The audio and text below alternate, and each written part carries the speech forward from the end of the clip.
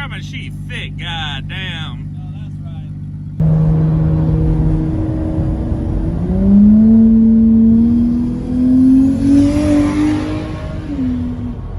Damn, boy. Damn, boy, sheet thick, boy. Woo! You gotta send it, dude. We're backing out now. I like to do this and just see what kind of shape comes out of it. Alright, these old wore out slicks are on their way out of here, bro. God damn if they didn't do some motherfucking work in their day, though. Dude, Jesus. You made so many passes with those things. I know, and they feel rough now, dude. Look, you can start to see, look, you can see the pattern, like, from where it's just been, like... That's from the I know, diamond from plate. The, yeah, from the diamond plate. That means that shit's getting Yeah. down to, like, real soft rubber. This one, there's a little dimple right there. I think this is... Look at this thing. Oh my god. That's actually the first dimple I've been able to find on it. We found one on the other side. I mean, they still feel pretty sticky to me, brother, but... Yeah, I know. Because we got the new tires now. We got our ET Streets posted up in the truck. They're quite a bit wider. I'm hoping we don't run into clearance issues, but that is something we get to find out together. We're here at old Cruise Tire Shop once again, getting the tires mounted up on the old Z-Bird. Just kind of drove them up here in my truck. And we'll be converting from full slick to ET Street today. To ET Streets on the old Z wheels. So I've been working on a catch can solution for the Lexus, kind of like I did with the Z. Pretty simple stuff here. Just welded up this little box out of some sheet aluminum. And then, so we got our box, and then this is gonna be the side on it that actually transports the vapors where we need them to go. So obviously if you just put a port on a box and then put a filter on the other side, all that vapor could just blow right through it. Okay, so we have to filter it somehow. So what I've done is used this triangle, this little angle aluminum, and then close it off at the top, drilled a hole in the side for a 10AN fitting. And so everything is going to be forced to then go in and down. And then we'll be using, once again, just like the Z, we'll be using steel wool all inside of here to help condense the oil that's in that vapor, and it'll vent out to the top. Oops. It'll vent out through the top, just to atmosphere. I don't plan on really running any suction here. I kind of thought about running running this to the downpipe of the turbo, and maybe using a little bit of suction through Venturi effect through the exhaust to kind of put a little bit of vacuum on the crankcase. But as of right now, I'm not going to do that. I'm just going to put probably just a little opening with a little cover on it to let it ventilate there. And then also another thing I'll do probably in the not too distant future is put a drain, just a little drain down at the bottom, so that way anything that's captured from the vapor can drain back into the engine. But initially, just to get it ready for IFO, we're just going to vent it at the top. It's going to have an inlet, go through the filter, and we can kind of gauge by how much oil this thing traps after a week in abrasion how seriously we need to consider venting and crankcase vacuum. Greetings, folks. Steve here, and Matt's behind me right now rolling out the fenders on the Lexus. So one of our buddies, Jason, lended us this fancy fender rolling tool, and after a couple of quick YouTube videos, I think we are qualified to use it now.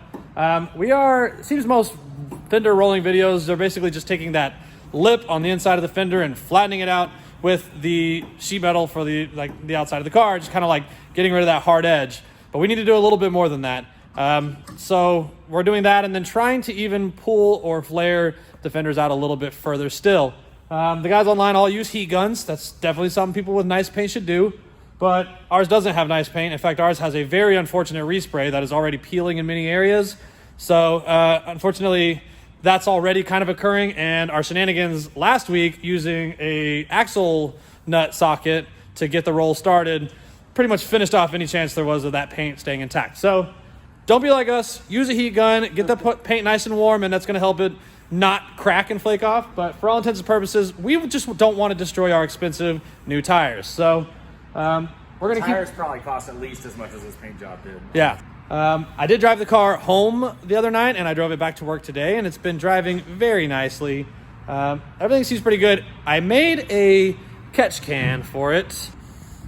And here it is, just a very simple little design here. Just a lot like what I did for the Z, just kind of boxed in some aluminum, put a 10AN fitting on it. Within here, there is a tube that I made out of some angle aluminum that forces this air to go straight down to the bottom, and it comes out down here out of the end of that tube. This whole thing's full of steel wool, and it all is forced out through this vent up here. I just kind of put a little triangle piece there for aesthetics, but really it's just a hole. And so as for right now, we're going to be venting our crankcase pressure right just through this filter and out into the atmosphere. I think I'd like to experiment with getting our vacuum source or flow source from the downpipe of the exhaust, actually running a hose from the catch can down into the downpipe, which creates like a Venturi effect and pulls just a little bit of vacuum on the crankcase, effectively evacuating everything out of it, filtering it through the catch can, and then just blowing it out the tailpipe. So that's something I hope to do at some point, but I'm not sure if catch can version 1 is going to be the one I do it with. Anyway, I do want to get this on there so we can at least filter out that. And that's we also have a couple other little things. We have to get the oil pressure sensor light working because the wiring was a little too short for it, and I accidentally pulled on it and it came apart. So we're going to take care of that. And then we also have to sort out our two-step again for similar reasons, just silly, foolish wiring done in a rush at the last minute. So and then we were going to go pick up the Z tonight, but that didn't work out. I don't have the key to the trailer, so I can't bring the Z here. But we are going to go by and give the Z its new tires after we're done here. We're just going to go to that garage. And here's what I got for the Z. For the Z, we have some ET Streets on the old turbo wheels. Size, for those of you running tiny rims like me, 235 60 15. These are the ET Street SS, the same exact thing we have on the Lexus. I would have gone with like the R radials or something more aggressive for the Z, since we don't really street it that often. But unfortunately, the SS is all that's available for it. So, hopefully we'll get to drive it on the street a little bit more in the future, but we're going to stop by the Z and put those on it. And we may even roll those fenders a little bit too, just to make sure they fit, because they're about 1.25 inches wider than the slicks were. So not sure if that's going to be a problem. It's something we got to figure out tonight. So we're getting these fenders rolled out. We were rubbing our new ET Streets a little bit out here on the corner. So we're using this rolling tool that our buddy loaned to us. Go ahead and give that some rolls there, brother. And seems pretty self-explanatory here. Bolts to the wheel, tying her down as you go. We already did the other side. I think I got it about 1/2 inch further out than it was. This looks pretty good. Haven't put the wheel on to see how it clears just yet. At least it's getting some of that shitty paint off. Just massaging it back to good. Not really sure how far to go, honestly. I think we just kind of do it for a little while and test fit the wheel, see how it helps. Am I going the right way or the wrong way? I go lefty tighty. Don't crank it more than just like a 1/2 turn or so. Yeah. We might stop there. Don't go any tighter. I can kind of see it lipping up right here a little bit. And Jason was saying we should be able to get a little flare with that, but I don't want to be too aggressive without. I don't want to do more than we have to. Yeah. So we'll test with the wheels and see if we need to go anymore. Can you tell a difference? This side needs to go more? Yeah, the side that's on. Okay. A little bit more. It's really hard to tell. I'm just kind of do it, and I'm just kind of like getting like a straight down. looks like she's got some hips on her now. Yeah. It just kind of springs back as soon as you do it. You really just got to massage it on there. We are 1 week away from IFO, where both of these cars are going to be competing. We are running out of time, so we're not going to get to make a test hit at all before IFO. Test hits will be the qualifying passes. Qualifying passes will be where we figure out what the hell the cars do, and we're hoping for the best. I was even just praying that the weather would be better today so we could maybe drive the Z, but that's not going to happen. There's no way we could drive it on these streets, even if we wanted to. So we got a few things going on with the Lexus right now. One of them is on my way in this morning. I had some wires starting to kind of cook over here. It's just a power cable had like some of this corrugated just junk loom around it, and that stuff melts pretty easily. But anyway, it was melting pretty bad, So I made this makeshift little heat shield here. I don't know if it's going to be permanent. I don't know why it's like popping. I don't plan on that being permanent, but for right now, it'll at least keep the battery and the fuse box from melting. We really just need a turbo blanket, so I'm gonna get one of those coming here. I honestly don't want to spend a whole lot of time or money making this turbo work. I don't plan to keep this turbo here. We're gonna get something better. At the very least, short term, I'd like to just find a smaller back housing, maybe something like a 9 something AR instead of a 105, because it's just, the spool time is just too poor. And right now we're not even trying to run that much boost. So probably do something with that. But another thing we got going on is I've had just a venting problem, like I mentioned earlier, and I've just kind of took the hose for the PCV and just ran it over here to a little bottle over in that corner. But you can see really the worst of what I got going on is like around the PCV valve, and it's also kind of leaking around the cap a little bit, just leaving a little bit of residue, nothing excessive. Even my bottle over there has no oil in it. Like there's not really a blow-by problem. We just have like a containment problem. So I made my catch can that I showed you guys earlier, and that's it over here. Just tucked it up next to the battery. It's got a 90-degree AN fitting that runs just behind the battery there and goes straight to that fitting there. And that's gonna be fine for now. But I wanna figure out something on this side. So the issue is it's leaking around the PCV valve.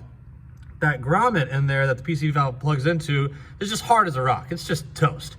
So I do have an extra aluminum AN fitting lying around. I think I'm just going to pull this valve cover and clean it up real good and weld on an aluminum bung there.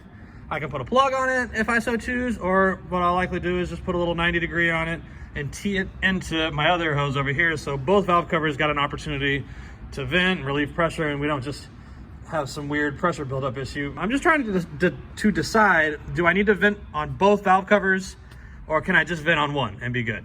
So that I'm not really sure of, but just to be safe, I'm just gonna weld an AN bung there, get rid of this little leaky problem that's going on right around here, get rid of that little bottle and stuff, and then I'll probably just plug it for now and just run out of that one only. And we can kind of monitor our blow-by situation.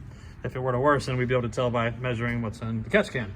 So that's what I got going on now. Matt has been doing just some wiring stuff, nothing really too exciting here.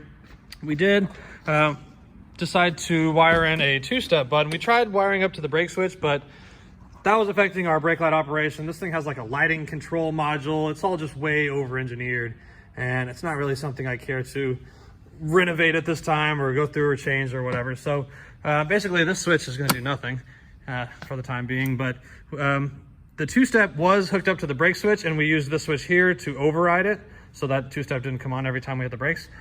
But that's not gonna work. So what we've done is just added this little switch, kind of just discreetly sitting right there. And that's going to be the 2-step switch. So just whenever we're staging, we'll just hold that button down. It'll keep us on the 2-step and let go, and away we go. So he fixed the oil pressure light that had some wiring issues and got a 2-step switch installed. So that should all be sorted. So now I'm gonna just pull this valve cover and work on that for a little bit. We still need to stop and see the Z to put its ET streets on, and may or may not need to roll the fenders on that. So we'll see how much we can get done tonight. All right, baby, so we got everything loaded up. We're gonna head out to go see the Z, but I just learned some exciting news I wanna share with Matt right now. John Archer's not gonna be at IFO next weekend. Why? I don't know, he posted on Instagram. Did he hear we were coming? Is that why? He posted something on Instagram and about how he's missing racing or whatever, and I'm like, one more week. And he's like, I'm not gonna make it. Well. Looks like you got out of this one, buddy. Looks like it won't be the Z can't send you home this time. But don't worry, let's go bring home the gold. We still got Edward Brown to deal with, and I know he's pretty good.